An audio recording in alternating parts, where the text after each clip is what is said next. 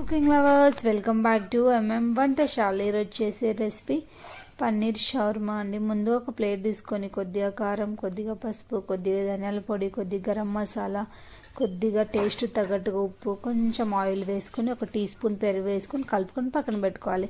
దాని తర్వాత పన్నీర్ అనేది నేను ఇలా పొడుగా కట్ చేశాను. మీకు నచ్చినట్టుగా మీకు ఎలా కావాలంటే అలా కట్ చేసుకొని పన్నీర్ని ఇలా కట్ చేసుకున్న పన్నీర్ని మనం ఇందాక ఆ పేస్ట్ అనేది చేసాము కదా, దానికి మంచిగా అనేది పట్టియాలన్నమాట. ఉప్పు కారం అంతా పట్టించేసి పక్కన పెట్టుకోవాలి.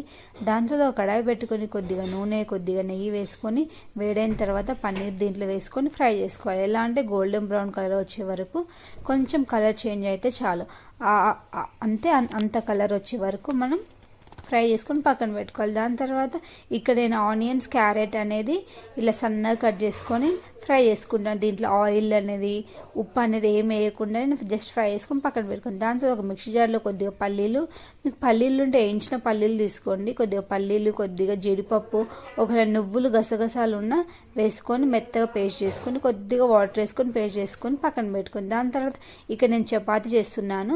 ఇక్కడ నేను షవర్మా కాబట్టి మన చపాతీతో నేను గోధుమ పిండితో వేస్తాను. మీకు ఒకవేళ మైదా పిండితో కావాలంటే మైదా పిండితో వేసుకోండి.